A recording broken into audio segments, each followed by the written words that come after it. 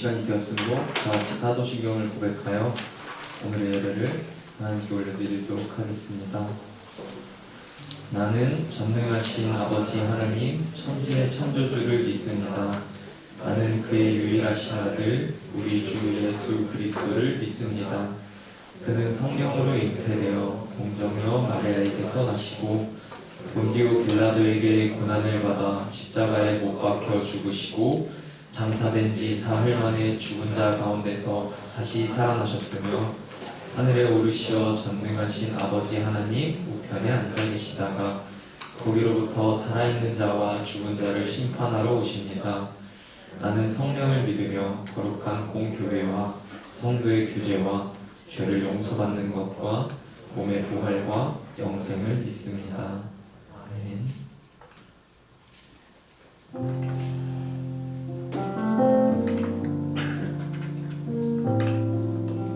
네, 여러분 안녕하세요. 안녕하세요. 네. 고맙습니다. 네. 그 구원에 대해서 생각할 때 구원이라는 게 되게 막 와닿지 않을 때가 살면서 더 많은 것 같더라고요. 내가 구원을 받은 사람인가에 대한 부분에 대해서 의심도 계속 들고 구원에 대한 확신이 내게 없는 것 같은 때도 있다라는 생각이 들었는데 요즘에 약간 밈처럼 좀 유행하는 말이 있더라고요. 원래 이제 롤드컵 DRX라는 팀에서 나온 말인데 중요한 건 꺾이지 않는 마음. 이거 월드컵 때도 다들 들어보셨을 텐데 그 말이 되게 좀 좋았던 게 이게 우리가 살아가는 모습 속에서도 크리스찬의 모습으로 살아갈 때에도 적용이 참 잘 되는 말인 것 같아서 우리가 힘든 가운데 있을 때에 그리고 우리가 부족 가운데 있을 때에 우리를 구원하게 해주실 주님을 때로는 바라보지 못할지라도 때로는 흔들릴지라도 중요한 건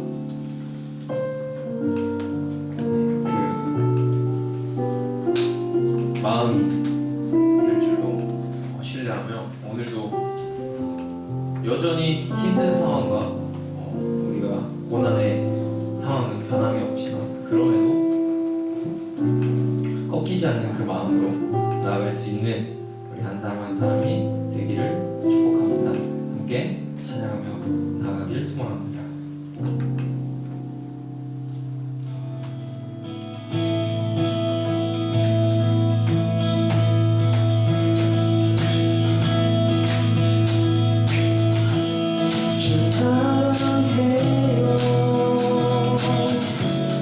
영원히 찬양해 예수 신명과 진정으로 경배드려요. 주 사랑해요. 주 사랑해요. 영원히 찬양해 예수 신명과 진정으로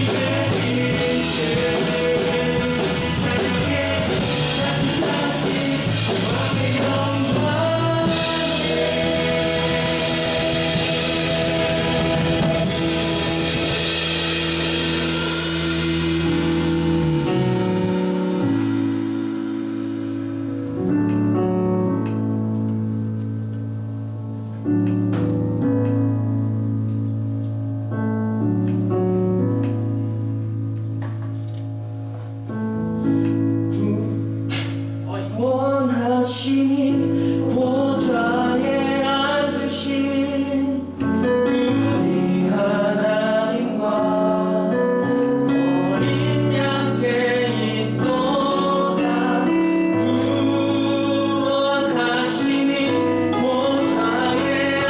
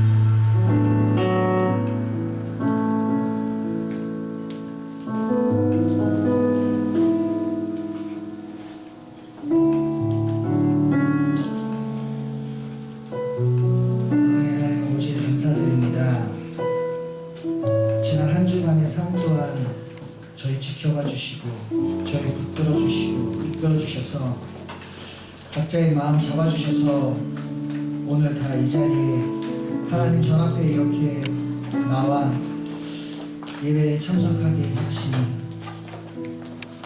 아버지께 예배 드릴 수 있도록 우리들의 마음과 발걸음 이끌어 주신 주님 너무나 감사드립니다. 하나님 아버지 또한 감사드립니다. 지난주 예배가 마치고 나서 월요일부터 또 토요일까지 하루하루 살아감에 있어서 정말 크리스천으로서 크게 넘어지지 않고 그래도 주님 붙들며 살아갈 수 있도록 계신 주님 너무 감사드립니다. 하나님 아버지 또한 감사드립니다. 특히나 요즘 변덕스러운 날씨 가운데에서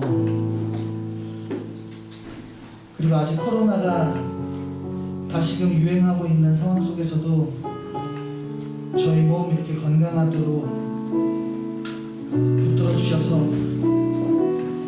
무사히 공동체 식구를 만날 수 있도록 해주시며 감사드립니다. 아버지 이토록 조금만 돌아본다면 조금만 생각해 본다면 아버지께 드릴 감사가 참으로 많음을 아버지 고백합니다. 정말 아버지께 드릴 감사가 정말 이 인생 다 바쳐도 그 표현을 다 하지 못할 만큼임을 하나님 아버지 우리가 언제나 어느 순간에나 잊지 않도록 아버지 이끌어 나가 주시옵소서. 그렇게 하나님 아버지 죄송합니다. 세상의 방법이 아니라 하나님의 계획을 따랐어야 했음에도 불구하고 내 기준이 아니라 하나님의 뜻을 먼저 간구했어야 함에 불구하고 때에 따라서는 주님을 바라보지 못하고 쉽게 합리화하며 때에 따라서는 주님이 용서해 주시겠지 이게 최선이었을 거야 그렇게 쉽게 주저앉아 버리는 우리의 모습을 때론 보게 됩니다. 이토록 믿음이 연약한 우리들을 하나님 아버지 용서해 주시옵고 오늘 예배 가운데에서 다시금 지난 날의 내 모습을 돌아보고 정말 나를 내려놓을 수 있도록 나를 온전히 하나님 앞에 내려놓을 수 있도록 그리하여 진정한 아버지께로부터 당하는 구속 그 구속이 사실은 더 큰 자유함과 더 큰 여유를 가져다 주시는 그런 은혜와 축복의 나날이 지속된다는 것을 오늘 이 예배 가운데서 다시금 깨닫게 해주시옵소서. 하나님 아버지 그렇게 목사님을 위해 기도합니다. 이제 또 말씀을 전해주실 텐데 그 말씀 하나하나 우리 영혼에게 너무나 소중합니다. 지난 세상에서의 삶 가운데에서 놓치고 많이 잊어버리고 바라보지 못하는 우리 스스로가 너무나 연약해서 주저앉아 버릴 수밖에 없는 그런 상황 속에서 다시금 일어설 수 있는 것은 아버지 그 말씀의 능력임을 아버지 고백합니다. 그렇기 때문에 하나님 아버지 목사님 입술에 하나님 아버지 은혜 나려주시고 말씀 선포될 때에 우리 각자의 마음에 아버지 손 뻗어주셔서 진짜 어떤 것이 중요한 건지 정말로 그게 맞았던 것인지 내가 살아야 내가 사는 것인지 아니면 내가 죽고 내 안에 계시는 성령님께서 사셔야 내가 사는 것인지 아버지 오늘 이 시간에 우리 마음 한가운데 손 뻗어주셔서 모두가 깨달을 수 있도록 그리하여 정말 청년이 크리스천으로서 이 세상에 살아가기 너무 힘들다, 좌절하고 한숨 짓는 것이 아니라, 그럼에도 불구하고 주님 말씀에 힘입어서 주님 아버지께로 나아갑니다. 이런 세상이기에 더더욱 오히려 아버지 그 말씀에 저희가 우리가 힘을 얻습니다. 하나님 아버지 감사합니다. 이런 감사의 고백이 이어나가실 수 있도록 주님 말씀에 순간대 은혜 나눠 주시옵소서. 하나님 아버지, 또한 지금 총회를 위한 사전투표가 진행되고 있습니다. 다음 해를 위해 이 효성영광교회 청년부의 공동체를 지탱하는 임원들을 선출하는 그런 자리에 하나님 아버지, 어느 것이 아버지의 뜻인지, 어느 것이 아버지의 마음인지 우리 모두가 심사숙고하고 개인의 판단으로 단지 나와 친하니까가 아니라 우리 공동체를 위해서 주님이 기뻐하시는 방향이 어떤 것일지를 고민할 수 있는 우리가 되어 임원이 선출되는 그 총회 가운데서도 그 모습조차도 아버지께서 보시기에 기뻐하실 만한 예배로 드려질 수 있도록 아버지 이끌어나가 주시옵소서. 하나님 아버지, 또한 연말에 여러 새신자들을 위해서, 또 크리스마스를 맞이해서, 또 기존에 있는 청년들을 위해서 여러 행사와 이벤트를 준비하는 손길들이 있습니다.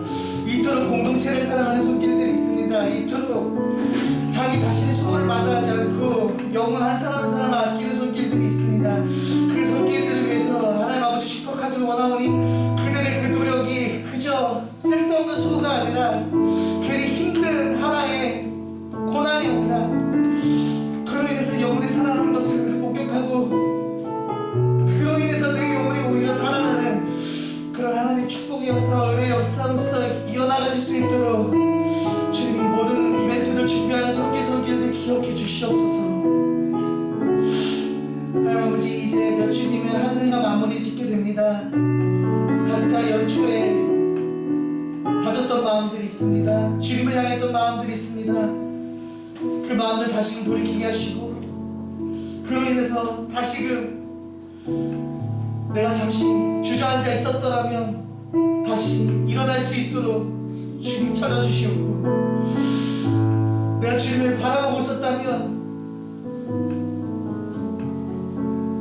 정말 기쁜 마음으로 다시금 찬양할 수 있는 그런 기쁨 허락해 주셔서 하나님 아버지, 그저 세상에서 즐기는 그런 쾌락의 순간들이 아니라 단순히 일이 너무 몰아닥치고 정신없는 그런 고난의 순간이 아니라 다시금 주님의 계획과 주님의 뜻과 주님의 사랑과 주님의 은혜를 기억할 수 있는 그런 복된 순간들로 남은 연말 시간들이 흘러갈 수 있도록 주님 은혜 나누어 주시옵소서. 이 모든 고백들 이미 들으셨을 줄 믿어 의심치 않으며 사랑이 많으신 예수 그리스도의 이름으로 기도드렸습니다.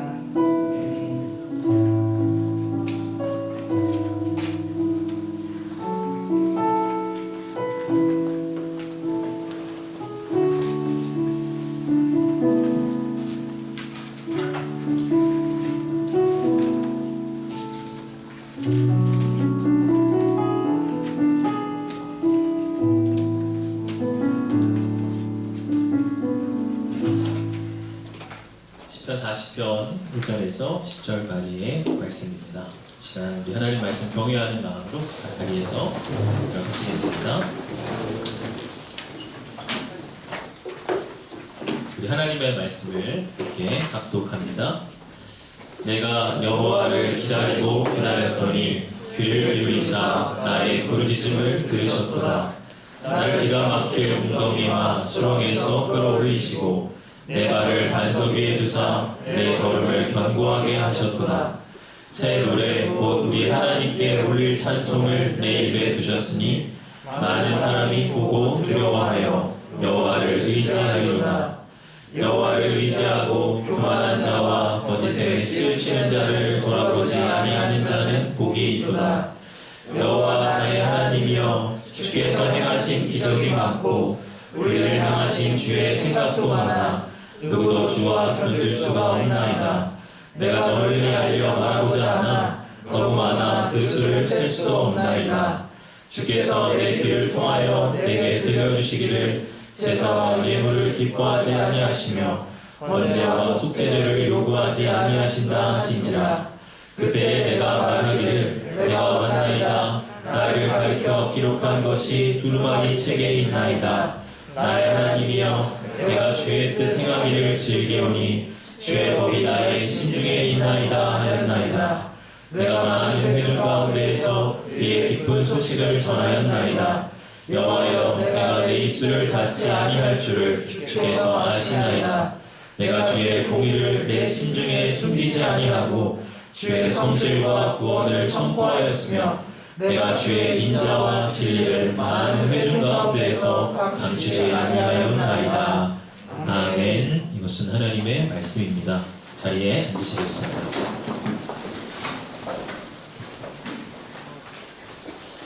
오늘 본문은 구원받은 자의 기쁨과 활력을 보여주고 있습니다.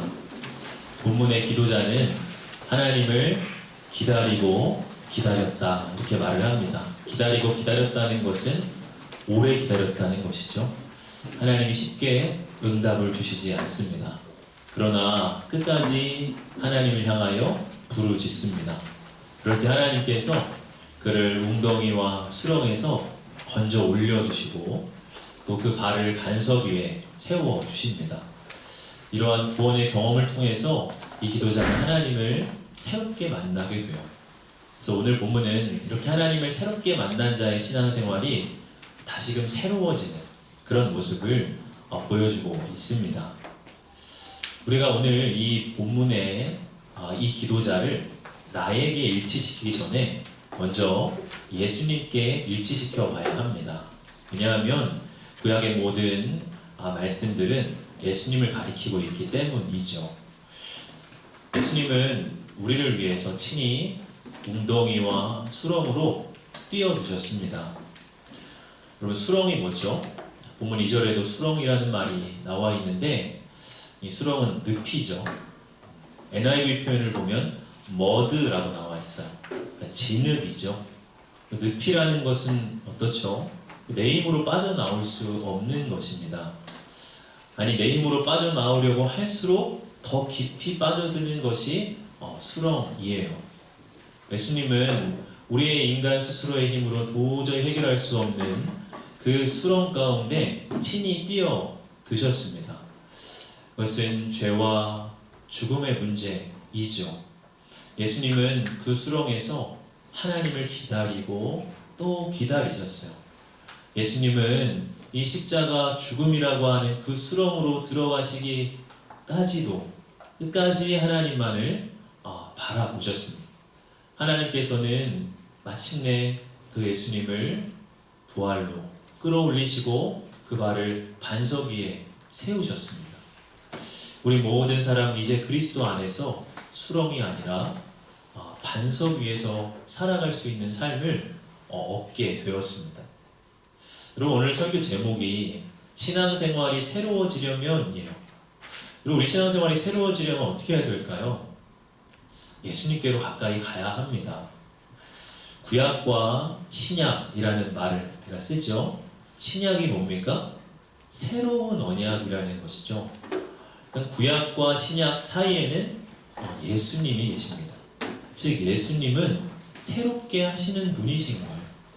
구약의 모든 옛 이야기와 약속들을 완전히 새롭게 하시는, 만물을 새롭게 하시는 분이 예수님입니다.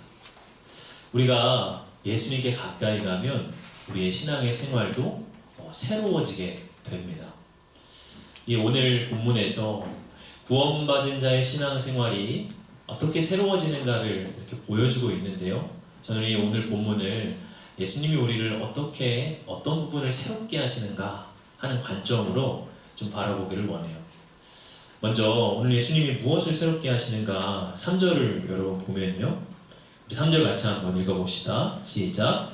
새 노래 곧 우리 하나님께 올릴 찬송을 내 입에 두셨으니 많은 사람이 보고 두려워하여 여호와를 의지하리로다. 3절을 보면 새 노래라는 말이 나와요.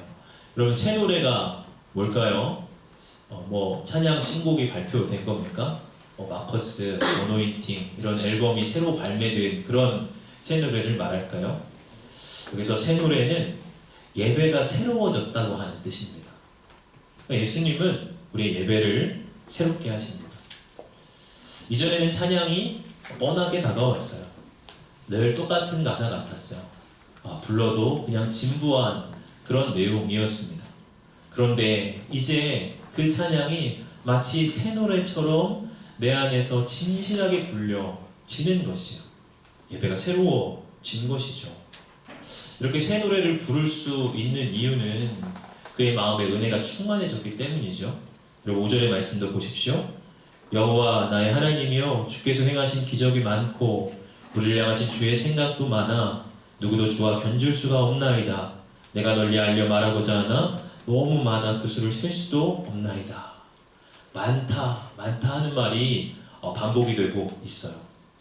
이전에는 적다고 생각했을 수 있습니다.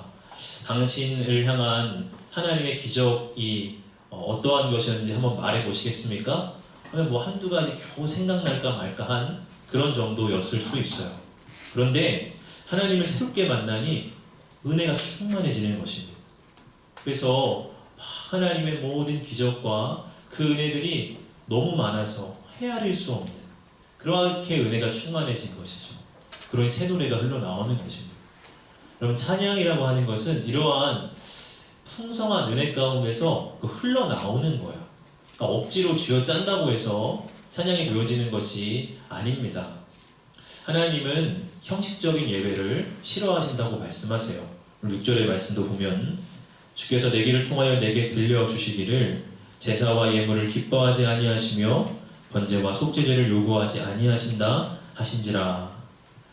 여기서 제사와 예물을 기뻐하지 않으신다고 하는 것은 하나님이 형식적인 예배를 기뻐하지 않으신다 하는 뜻입니다. 예수님은 이러한 우리의 삶 가운데 오셔서 우리의 예배를 새롭게 하십니다. 여러분, 예수님도 찬양을 부르셨을까요? 복음서를 보면요, 예수님 의외로 찬양 부르는 모습이 많이 안 나와 있습니다. 그래서 이제 목사님들과 우스갯소리로 이야기할 때 예수님의 노래를 좀 못 부르셨나? 그런 이제 이야기도 나눴는데요. 그런데 이제 예수님의 이 말씀 속에서 예수님이 시편을 많이 암송하신 것을 봅니다. 예수님의 말씀을 인용하시는 것 중에 많은 부분이 시편에서 와요. 시편은 무엇이냐면 찬양이거든요. 당시에 이 찬양의 시가 바로 시편입니다. 그러니까 예수님이 시편을 많이 암송하셨다고 하는 것은 하나님과 교제할 때 이 시편을 통해서 하나님을 많이 찬양하고 하나님을 예배하셨다는 것을 우리가 알 수가 있는 것입니다. 또한 예수님이 찬양하는 모습이 나타나는 부분이 있습니다. 마가복음 14장 26절의 말씀을 보면요, 이에 그들이 찬미하고 감람산으로 가니라 하는 말씀이 있습니다. 이것은 예수님께서 제자들과 최후의 만찬을 마치시고 난 후의 모습입니다. 이제 감람산으로 가실 때 찬미하시며 찬양을 부르시며 가셨다고 하는 거예요. 근데 여러분이 감람산의 장소가 어떻습니까? 예수님은 이제 이 감람산에서 최후의 기도를 하십니다. 그리고 곧 예수님의 십자가를 지셔야 합니다. 좀 예수님의 인생에서 가장 괴로운 순간이셨어요. 그런데 이 감람산을 가는 도중에도 예수님은 하나님을 찬양하십니다.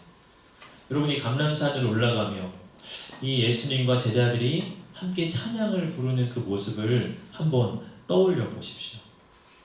예수님의 입술에서는 늘 새 노래가 흘러나왔습니다.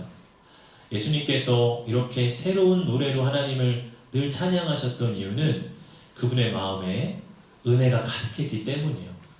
오늘 5절의 고백처럼 예수님은 늘 하나님 아버지를 향해서 우리를 향하신 당신의 기적이 많고 우리를 향하신 당신의 생각도 너무나 많습니다. 이렇게 고백하실 만큼 늘 아버지의 그 은혜 가운데 둘러싸여서 사신 분이셨습니다. 그래서 예수님의 입에서 흘러나오는 것은 당시 종교 지도자들이 가지고 있었던 형식적인 예배, 이 형식적인 찬양과는 너무나 다른 새 노래였다고 하는 것이에요. 여러분, 우리의 예배와 찬양은 어떻습니까? 우리가 새 노래를 부르고 있습니까? 아니면 늘 뻔한 가사가 그냥 내 안에서 맴돌고 있습니까? 여러분, 우리의 찬양이 새로워져야 합니다. 이 감람산을 따라 올라가면서 함께 찬미했던 이 제자들의 모습을 한번 여러분 생각해 보십시오. 어쩌면 우리도 그러한 모습이어야 합니다. 예수님과 가까이 할 때, 그 예수님을 따라갈 때 우리 안에 새 노래가 흘러나오고 우리의 예배가 새로워지게 되는 것이에요. 여러분, 예수님은 우리를 수렁에서 건져주셨습니다. 어쩌면 그것은 우리의 상황의 수렁일 수도 있어요. 또 어쩌면 그것은 우리의 생각의 수렁일 수도 있습니다. 우리의 생각에 늘 사로잡혀서 늪처럼 빠져나오지 못하는 우리 생각의 수렁에서 예수님이 우리를 건져주셨어요. 어쩌면 그 수렁은 죄의 수렁일 수도 있습니다. 도저히 내 힘으로 빠져나올 수 없는 죄의 수렁에서 우리는 허우적대고 있었어요. 그런데 예수님께서 우리를 그 수렁에서 건져주셔서 우리의 발을 반석 위에 세우셨습니다. 여러분, 반석 위에 세웠다고 하는 것은 무엇이죠? 똑바로 이제 우리가 걸어갈 수 있도록 하셨다는 거예요. 이전에는 막 발이 푹푹 빠졌습니다. 죄에 빠지고 내 생각의 수렁에 빠지고 내 절망의 웅덩이에 빠져서 늘 허우적대는 그런 삶이었습니다. 그런데 예수님이 우리의 걸음을 반석 위에 세워주셔서 단단한 것을 딛고 가는 것처럼 견고하고 안정된 삶을 살게 해주셨습니다. 그러하게 우리가 그 예수님께 가까이 나아가면 우리 안에 찬양이 새로워지는 거죠. 더 이상 찬양이 낡은 찬양, 억지 찬양이 아니라 그 예수님의 구원으로 말미암아서 우리가 새 노래로 주님을 예배하는 것입니다. 감람산을 올라가는 것이 얼마나 버거운 일입니까? 마치도 우리의 인생도 오르막길을 올라가야 하는 순간이 있잖아요. 그런데 그러한 순간에도 우리가 찬양할 수 있는 것이 그게 새 노래거든요. 그렇게 우리의 예배를 회복시켜 주신다고 하는 것입니다. 그럴 때 그 예배가 형식적인 예배, 그냥 와서 드리는 예배가 아니라 하나님이 기쁘게 받으시는 예배가 되어집니다. 그럼 예수님 우리의 예배를 새롭게 하세요. 여러분, 이렇게 예배가 새로워지면요, 우리 안에 말씀 또한 새로워지게 됩니다. 여러분, 7절의 말씀을 보십시오. 그때에 내가 말하기를 내가 왔나이다. 나를 가리켜 기록한 것이 두루마리 책에 있나이다. 여기서 나를 가리켜 기록한 것이라고 하는 것은 하나님 말씀을 말하는 것이죠. 그것이 두루마리 책에 있다라고 말합니다. 그러니까 예전에는 이 말씀이 오늘 우리가 가진 이 성경책의 형태가 아니라 두루마리에 기록이 되어 있었어요. 그것을 이야기한 것입니다. 그런데 이제 그것이 무엇에 기록이 되어 있다고 말을 합니까? 8절의 말씀 여러분 보십시오. 나의 하나님이여, 내가 주의 뜻 행하기를 즐기오니 주의 법이 나의 심중에 있나이다 하였나이다. 이전에는 두루마리 책에 기록되어 있었는데 이제는 나의 심중에 기록되어 있습니다. 그렇게 말을 하고 있습니다. 이전에는 그저 성경책에 기록된 말씀이었어요. 이전에는 그저 지식으로 그냥 알던 말씀이었습니다. 그런데 이제 그것이 나의 마음으로 들어왔다고 하는 거예요. 여러분, 두루마리 책에 기록된 것과 이 심중에 기록된 것은 어떤 차이가 있습니까? 8절의 말씀을 다시 보면요, 내가 주의 뜻 행하기를 즐기오니 이렇게 나와 있어요. 그러니까 두루마리 책에 기록되어 있는 건 그냥 기록되어 있는 거예요. 그런데 심중에 기록되었다는 것은 그 주의 뜻을 즐거이 따르고자 하는 그런 마음이 내 안에 일어나는 것입니다. 메시지 성경에서 이것을 번역한 것이 참 좋아서 제가 가져왔는데 이렇게 번역되어 있습니다. 그래서 내가 대답했습니다. 내가 왔습니다. 주께서 나에 대해 쓰신 기록을 읽고서 나를 위해 베푸신 잔치에 왔습니다. 그때 하나님의 말씀이 내 인생에 들어와 내 존재의 일부가 되었습니다. 하나님의 말씀이 이제 성경책에 기록되어 있던 그 말씀이 내 인생 가운데로 들어와서 내 존재의 일부가 되어지는 것이요. 여러분, 그것이 우리 그리스도인의 말씀 경험입니다. 말씀이 그저 성경에 기록된 것이 아니라 우리 존재의 일부로서 들어오는 것이요. 하나님께서 구약 성경에서 그러한 약속을 하시죠. 예레미야 31장 33절을 보면 그러나 그날 후에 내가 이스라엘 집과 맺을 언약은 이러하니 곧 내가 나의 법을 그들의 속에 두며 그들의 마음에 기록하여 나는 그들의 하나님이 되고 그들은 내 백성이 될 것이라. 여호와의 말씀이라. 옛 언약은 모세에게 두 돌판에 새겨졌었습니다. 그런데 하나님께서 이제 새로운 언약을 맺으실 때에는 그 법을 우리의 속에, 우리의 마음에 기록할 것이라고 말씀하셨어요. 여러분, 이 약속이 언제 성취가 되죠? 성령님이 이 땅 가운데 오시며 성취되었습니다. 성령님이 우리의 마음에 오시는 것은 하나님의 말씀이 우리의 심중에 기록이 되는 것이요. 빌립보서 2장 13절의 말씀 보면 이런 말씀이 있습니다. 하나님은 여러분 안에서 활동하셔서 여러분으로 하여금 하나님을 기쁘게 해드릴 것을 염원하게 하시고 실천하게 하시는 분입니다. 우리가 예수님을 믿고 영접하면 성령님이 우리의 마음에 들어와서 활동하십니다. 그리고 성령께서 우리 마음 안에서 하나님의 뜻을 원하게 하시고 그 뜻을 추구하게 하시고 또 그 뜻을 실천할 힘을 주십니다. 여러분, 이것이 두루마리 책에 있는 것과 심중에 있는 것의 차이예요. 여러분, 나에겐 어떻습니까? 나에게 말씀은 어떻습니까? 그냥 두루마리 책에 기록되어 있는 그러한 말씀에 불과합니까? 아니면 그 말씀이 나의 심중에 기록되어 있습니까? 예수님 당시에 이 사람들은 율법주의에 묶여 있었습니다. 그럼 율법주의가 뭔가요? 하나님 말씀의 1.1획도 다 지키고자 하는 노력이에요. 그리고 그 노력을 통해서 하나님의 구원을 받을 수 있다라고 생각하는 것입니다. 사람들이 율법주의가 맞긴 맞는 것 같아요. 그런데 율법주의가 그들을 너무나 힘들게 했습니다. 그런데 예수님이 오셨어요. 예수님께서 마태복음 5장에서 7장까지 하나님의 말씀을 쫙 풀어주십니다. 그것을 우리는 산상수훈이라고 하죠. 산 위에서 베푸신 소중한 교훈입니다. 예수님이 그렇게 말씀을 다 풀이해 주실 때 사람들의 반응이 나타나는데 마태복음 7장 28절에서 29절을 보면요. 예수께서 이 말씀을 마치시자 군중은 그의 가르침을 듣고 놀랐다. 그 가르치시는 것이 율법학자들과는 달리 권위가 있었기 때문이다. 여러분, 여기서 권위라는 것은 마음을 움직이는 힘을 말합니다. 그러니까 사람들이 예수님을 만나니까 이 말씀에 마음을 움직이는 힘이 있었던 거예요. 그러니까 당시의 율법학자들의 말과는 너무나 다른 것이었습니다.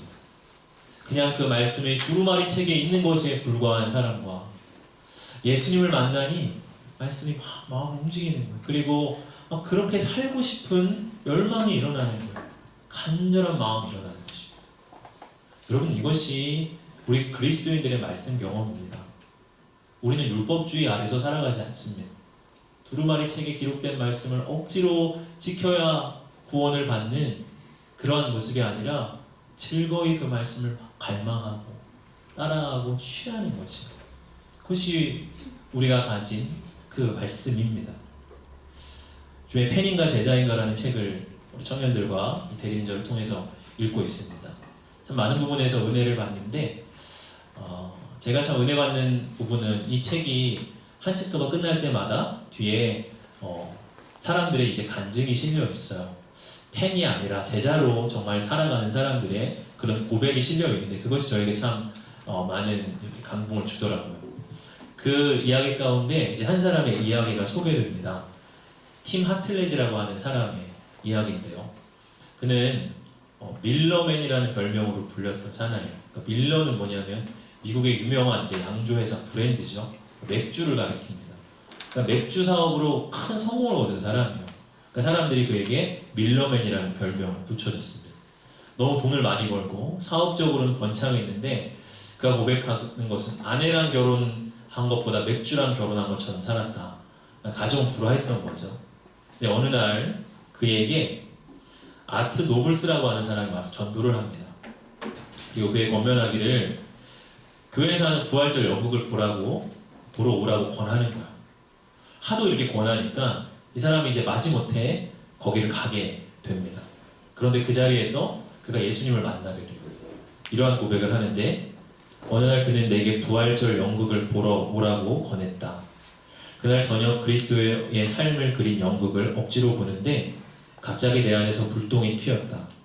예수님이 나를 위해 고난을 받으시는 장면에서 형언할 수 없는 감동이 밀려왔다. 예수님을 만난 거죠. 그리고 그의 삶이, 그의 마음에 예수님께서 술을 파는 직업을 내려놓아야 한다는 그러한 마음을 계속 주십니다. 결국 그는 이 맥주 사업을 포기하게 돼요. 그리고 그의 삶의 방향을 완전히 바뀌어서 이제 기독교 방송국을 운영하며 많은 사람들을 전도하는 삶을 살게 됐습니다 하는 이제 고백이. 여러분, 만약 이 사람에게 그냥 당신 맥주 사업 그거 죄입니다, 술 파는 거 죄입니다, 그거 하지 말아야 됩니다, 그랬다면 어땠을까요? 그것이 너무나 그에게는 힘들게 다가왔을 거고 시험거리가 되었을 겁니다. 그런데 그가 예수님을 만나고 나서 어떻습니까? 그 마음 안에 간절한 거룩하게 살고 싶은 마음이 일어났어요. 두루마리 책에 있는 말씀이 아니라 자기 심중에 들어온 것입니다.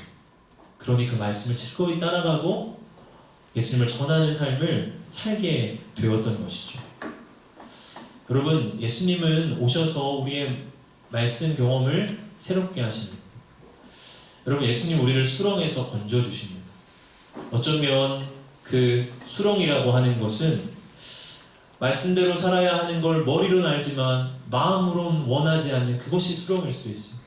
늘 거기서 빠져나오고 싶어도 못 빠져나오는, 말씀대로 살아야 돼 알긴 아는데 마음에는 원하지 않는, 그러니까 거기서 늘 허우적대는 그런 우리를 예수님은 그 수렁에서 우리를 건져주십니다.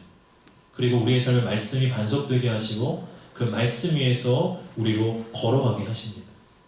비록 완전하진 않지만 그 말씀을 반석 삼아서 그 말씀 위에서 살아가는, 그것을 정말 갈망하고 원하는 삶으로 바꿔주신다고 하는 것이, 이것이 정말 예수님을 만난 자의 새롭게 되는 신앙 생활인 것입니다. 그리고 이렇게 예배와 말씀이 우리 가운데 새로워지면요, 우리 안에 복음 증거가 새로워지게 됩니다. 그럼 9절과 10절 말씀인데요, 내가 많은 회중 가운데에서 그의 기쁜 소식을 전하였나이다. 여호와여, 내가 내 입술을 닫지 아니할 줄을 주께서 아시나이다. 내가 주의 공의를 내 심중에 숨기지 아니하고 주의 성실과 구원을 선포하였으며 내가 주의 인자와 진리를 많은 회중 가운데에서 감추지 아니하였나이다. 그래서 9절에 의의 기쁜 소식이라는 말이 나오죠. 복음입니다. 기쁜 소식이죠. 이 기쁜 복음을 많은 회중 가운데에서 전하였다고 말을 해요. 또 내가 내 입술을 닫지 아니했다고 말을 합니다. 그러니까 입이 해에 벌어져가지고 늘 이제 복음을 늘 말하고 다니는 그런 모습이죠. 그리고 그것을 숨기지 아니했다라고 말을 해요. 그리고 많은 회중 가운데에서 감추지 않았다라고 말하고 있어요. 그러니까 이전에는 그거를 잘 못 드러내었다는 거죠. 늘 뭔가 좀 숨겼다고 하는 거죠. 뭔가가 이렇게 좀 쑥스러우니까, 뭔가 좀 쭈뼛쭈뼛하고 하나님을 알긴 아는데 그거를 막 좀 전하지는 못하는, 늘 쑥스러운 샤이 그리스도인이었던 거죠. 그런데 하나님의 구원을 경험하니까 그거를 말하지 않고는 못 배기는 상태가 된 거예요. 여러분, 예수님 우리를 새롭게 하시면 우리의 복음 증거가 새로워집니다.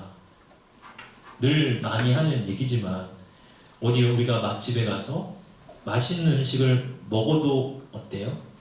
그곳에 꼭 가보라고 누차에 막 이야기를 하죠. 우리가 재밌는 영화 하나를 봐도 어때요? 홍보대사가 되죠. 야, 너 이번에 나온 아바타 2 봤어? 아직도 안 봤어? 야, 그걸 아직도 안 보면 어떻게 해? 빨리 가서 봐. 너 내일 당장 예매해서 가서 봐. 막 홍보대사가 돼서 그걸 전하지 않고는 못 배기잖아요. 근데 하물며 예수님께서 우리의 삶을 새롭게 하셨다면 우리가 그것을 전하지 않고는 못 배기는 거예요. 여러분, 예수님 우리의 삶을 수렁에서 건져 올려주셨다면 어떤가요? 우리의 삶이 늘 죄의 수렁에서 허우적대는 삶이었어요? 늘 절망의 수렁에서 못 빠져나오는 삶이었어요? 늘 나의 생각에 파묻혀가지고 그 생각에 생각을 더하고 생각에 생각을 더해도 거기서 못 빠져나오는 삶이었어요? 예수님이 거기서 우리를 건져주셔서 반석 위에 세워주셨어요. 그리고 견고한 삶을 살아가도록 이끄셨어요. 그러면 어떤가요? 그거를 전하지 않고는 참을 수가 없는 거예요. 여러분, 이것이 전도입니다.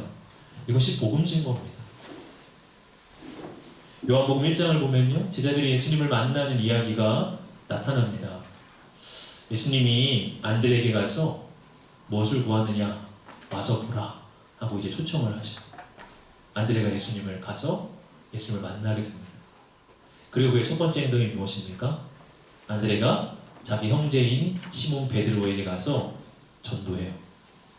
야, 우리가 메시아를 만났다. 요한복음 1장 42절을 보면 그가 먼저 자기 형제 시몬을 찾아 말하되 우리가 메시아를 만났다 하고 예수님을 전하는 거예요. 바로 뒤에를 보면요, 예수님이 빌립을 부르시는 장면이 나오고 빌립을 향해서 나를 따르라 말씀하세요. 빌립이 그 예수님을 만나게 됩니다.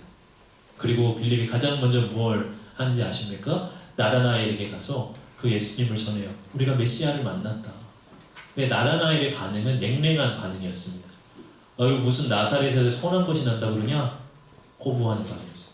그러나 빌립은 담대하게 말을 합니다. 요한복음 1장 46절을 보면 나다나엘이 이르되 나사렛에서 무슨 선한 것이 날 수 있느냐? 빌립이 이르되 와서 보라 하니라. 당당하잖아요. 와서 봐봐. 진짜야. 진짜라니까. 그분이 구원자고 메시아라니까. 예수님을 진정으로 만난 사람들은 그 예수님을 전하는 거예요. 지난 한 주간 동안 제가 이 코로나 이후에 교회가 어디로 갈 것인가, 포스트 코로나 시대 때 교회는 어떤 대안을 가져야 하는가, 뭐 이런 주제에 대한 영상 세미나들을 어떤 기회를 통해서 좀 여러 강의들을 듣게 됐어요. 이 통계나 설문조사들 이런 것들을 자료로 제시하는데 하나같이 부정적인 전망이죠. 특히 이제 뭐 다 어렵지만 특히 2030 세대들, 흔히 MZ세대라고 말하는 젊은이들이 교회를 떠나고 있다. 앞으로도 그런 현상이 가속화되어지고 있다. 그렇게 될 거다. 그런 다 이야기들이에요. 그걸 보면서 야, 교회가 진짜 어떻게 해야 하는가에 대한 고민이 깊어졌습니다. 그런데 이 강의마다 공통적인 이야기들을 하나 보게 되는데 이 MZ세대, 젊은 세대를 관통하는 어떤 키워드로서 진정성을 이야기를 하더라고요. 그러니까 젊은 세대일수록 어떤 형식과 시스템 틀 안에 갇혀 있는 것을 거부하고 그러나 어떤 진정성에 더 깊이 반응한다고 하는 것이, 그것이 요즘 젊은 세대의 특징이라 이렇게 말을 하고 있어요. 그러니까 전도가 되어지지 않는다. 하지만 진정성 있는 말로 정말 진정성 있게 다가가면 듣는다고 하는. 그래서 제가 그것을 보면서 결국 교회에 대하는 우리가 진정성 있게 예수님 다시 만나는 거구나 하는 생각을 하게 됩니다.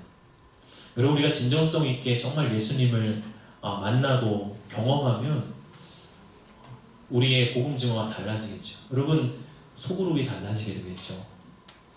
이 강의 세미나들의 또 하나의 공통적인 대안으로 제시하는 공통적인 게 소그룹이더라고요. 젊은 세대들일수록 소그룹 안에 진실한 경험과 만남을 원한다고 하는 그러한 이제 이야기들입니다. 여러분, 소그룹이 진정성 있게 되어지려면 어때야 하나요? 내가 먼저 예수님을 진정으로 만난 경험이 있으면 소그룹은 풍성해져요. 진실해져요. 그리고 그게 우리의 교회의 대안이고 희망이에요. 여러분, 여전히 예수님은 살아계십니다. 여전히 예수님은 구원이십니다. 그리고 우리의 삶을 수렁에서 건져주실 분은 오직 예수님이십니다. 그러하게 그 예수님은 통하게 돼 있어요. 그 예수님을 진정으로 만나서 그 예수님을 나누다 보면 그 안에 눈물이 있고 그 안에 감동이 있고 그 안에 힘이 생기게 되어지는 것입니다. 마지막 이 얘기를 드리고 마치고자 하는데, 지난 이제 다니엘 기도회 때 간증 영상 중에 복화술사 한 분이 나와서 간증을 하시는 영상을 봤어요. 복화술 뭔지 아세요? 입 안 움직이고 이제 이렇게 막 말하는 게 이제 복화술이잖아요. 인형 하나를 놓고 복화술로 복음을 전하는 그런 분인데 정말 신기하더라고요. 정말 잘하시더라고요. 근데 이렇게 그걸로 간증을 하시다가 막 이제 이 인형하고 막 대화하면서 막 이렇게 하는 거예요. 근데 마지막 장면이 참 인상적이더라고요. 이제 이 인형이 깡여사입니다. 이 깡여사가 막 이렇게 막 난리를 피우고 막 하다가 이 안재우 소장님이라고 하는 분이 제가 이 인형에서 손을 한번 빼보겠습니다. 그럼 어떻게 될까요? 하고 이렇게 손을 뺐어요.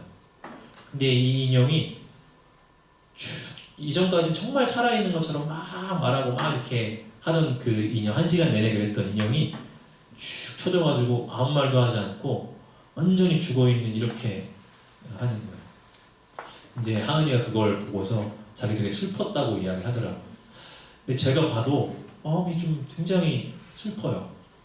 그러면서 제 마음에 드는 묵상은 저 모습이 꼭 지금 내 모습 아닌가? 이렇게 축 쳐져가지고 아무 말도 못하고 죽어있는 그런 모습이 우리 모습 아닌가? 그런 묵상이 들더라고요. 근데 그렇게 있다가 한 5분, 10분 뒤에 이분이 다시 이렇게 자기 손을 탁 집어넣습니다. 그리고 갑자기 인형이 또 막 진짜 살아난 것처럼 확 살아나서 말을 하는 거예요. 그 장면이 저에게 참 인상적으로 다가왔습니다. 여러분, 오늘 설교 제목은 신앙생활이 새로워지려면이에요. 그러려면 우리는 예수님께로 가야 됩니다. 그 예수님은 축 처져 죽어있는 우리를 다시 살리시고 새롭게 하신다. 그 예수님은 우리의 예배를 바꿔주시고요, 우리 안에 말씀과 순종을 새롭게 하시고, 또 그분은 우리 안에 진실한 복음의 증거가 이루어지도록 하십니다. 항상 그 예수님을 중심으로 놓고 살아갈 때 우리의 신앙이 낡아지지 아니하고 새로운 신앙으로 나아가게 될 줄로 믿습니다. 우리 다 함께 그런 새로운 신앙생활, 힘있는 신앙생활 할 수 있기를 원합니다. 우리 이제 같이 찬양합시다.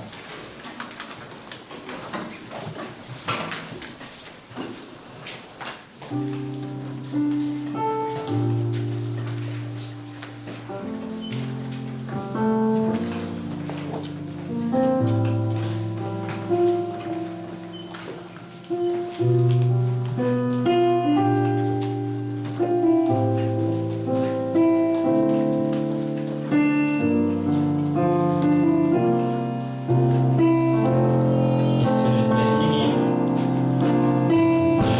예수는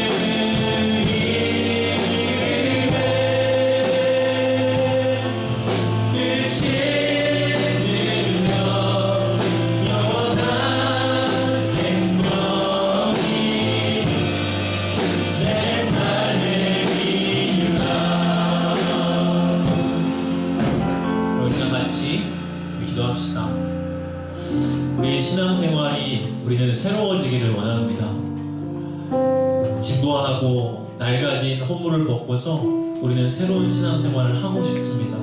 그런데 여러분, 그것은 나의 힘으로 절대 되어지지 않습니다. 우리가 그렇게 하면 할수록 사실은 그것이 수렁이 돼요. 수렁에서 빠져나오지 못하는 허우적거리는 그런 신앙생활이 되어버려요. 그러나 우리가 예수님을 바라보기 시작하고 정말 예수님과 동행하기 시작할 때 예수님이 그 수렁에서 우리를 건져주시고, 그리고 우리의 신앙의 생활이 완전히 새로워지게 하시고, 우리의 예배가 달라지게 하시고, 우리의 순종이 달라지게 하시고, 또 우리가 우리 안에 나누는 그 복음의 나눔들이 힘이 있게 하시는 거예요. 그럼 우리가 이 시간 그 예수를 바라보십시오. 그리고 주님, 내가 주님께 가까이 가길 원하고, 주님, 내가 주님과 동행하길 원합니다. 혹여나 나의 힘으로 이제까지 신앙생활을 하고 나의 중심으로 신앙생활을 했다면 다시금 나의 중심에 예수님을 모십니다. 나를 붙들어 주십시오. 나를 건져 주십시오. 나의 발을 반석 위에 세워주셔서 내 걸음이 견고하게 하여 주시옵소서. 우리 주신 말씀 기억하면서 이 시간 진지하게, 너무 크게 부르짖지 않고 진실하게 우리의 속 깊이 그렇게 하나님 앞에 기도하시며 말씀 붙잡고 나아가시겠습니다. 하나님 아버지,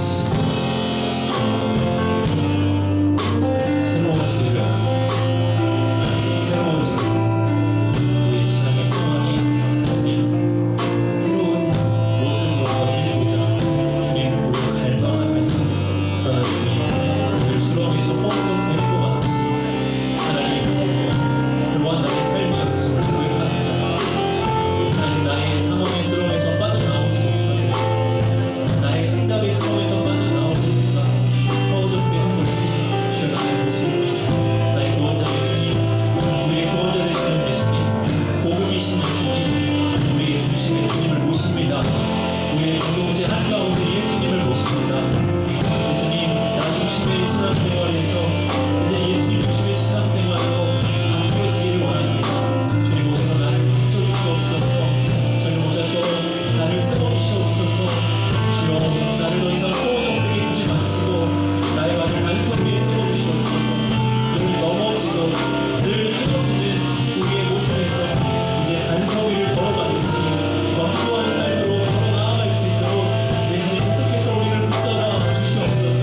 우리의 예배가 새로워지게 될 것이며 주님, 우리 안에 순종이 새로워지게 될 것이며 우리 안에 진실한 나눔의 역사가 새로워지게 될 것을 소망으로 바라봅니다. 예수 오셔서 역사하여 주십시오. 성령님 오셔서 역사하여 주십시오. 우리의 마음 가운데, 우리의 중심 가운데 주님 임하여 주시옵소서. 주의 복음을 주님, 우리의 마음의 중심에 소리며 나아갈 때 복음이 우리를 새롭게 하시는 것들 모두 챙겨주시는 평안으로 임하여 주시옵소서.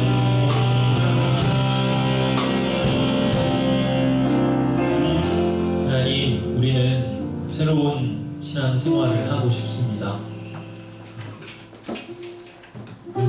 늘 다람쥐 집 돌아가는 것처럼 하는 신앙생활이 아니라 예배가 새로워지고 말씀이 새로워지고 또 복음의 나눔의 역사가 새로워지게 되는 것을 우리는 진정으로 갈망합니다. 그러나 그것이 나의 힘이 아니요 예수님이 행하여 주시는 역사임을 우리가 다시 한번 깨닫습니다.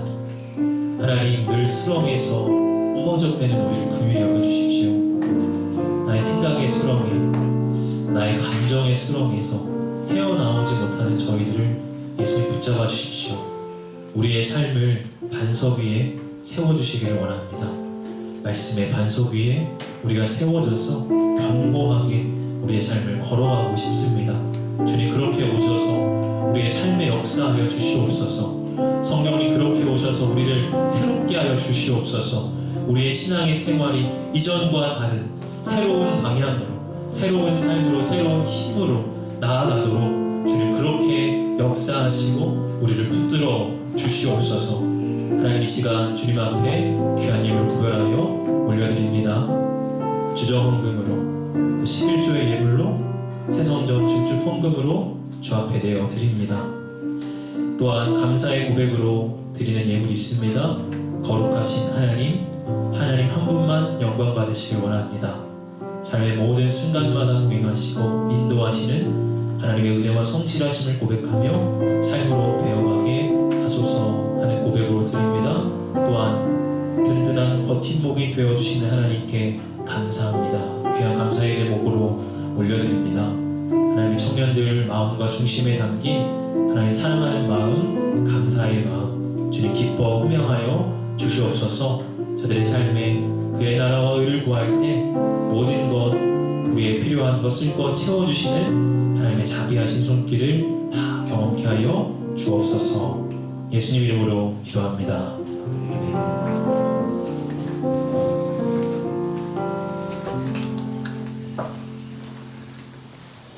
네, 중요한 것 꺾이지 않는 믿음입니다. 네, 새 노래로 우리가 함께 찬양할 때 이 믿음 가지고 나아가는 우리 청년부 되기를 소망합니다. 네, 간과하겠습니다. 12월 캠페인은 예수님께로 돌아와요 라는 캠페인으로 보내지게 됩니다. 예수님께서 오실 날을 기대하며 이 기쁜 소식을 우리 주변의 잊어버린 이들에게 전해지는 달 되기를 소망합니다.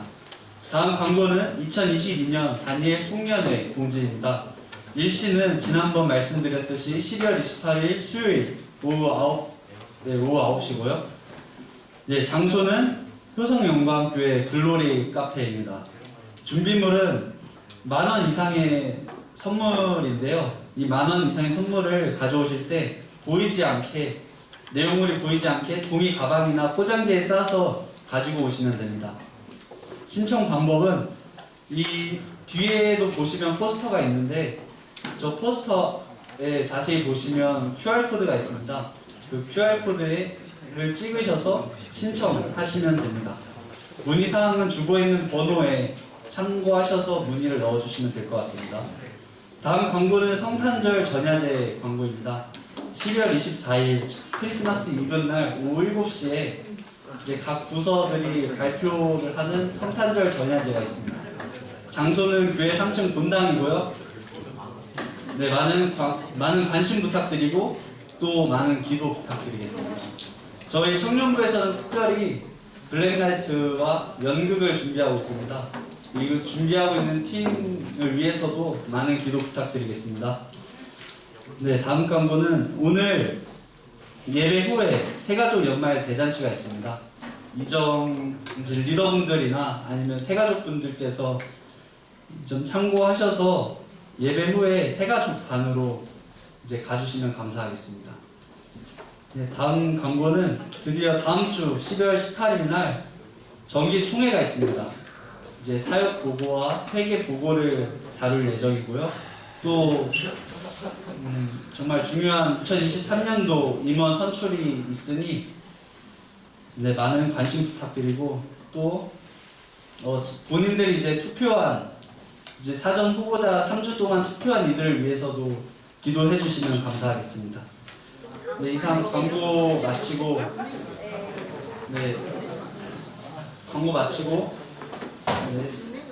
축복하겠습니다.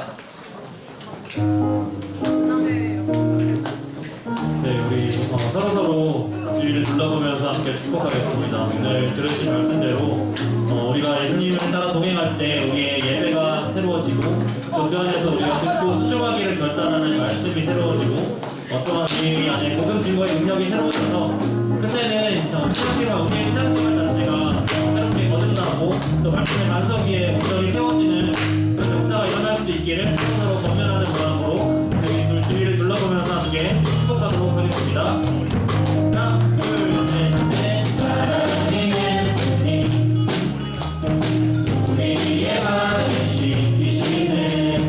우리 동영손이 서로의 발을 씻기네. 너를 사랑해. 주가 우리 사랑하신 같이 너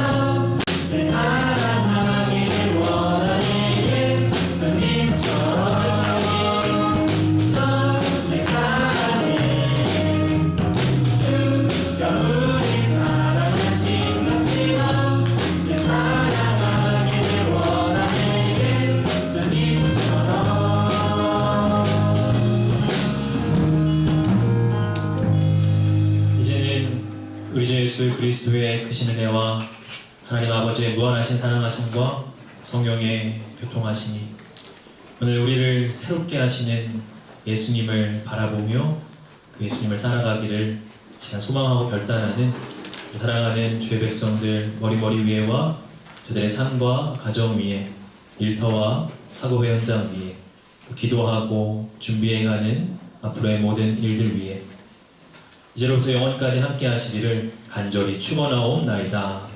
아멘.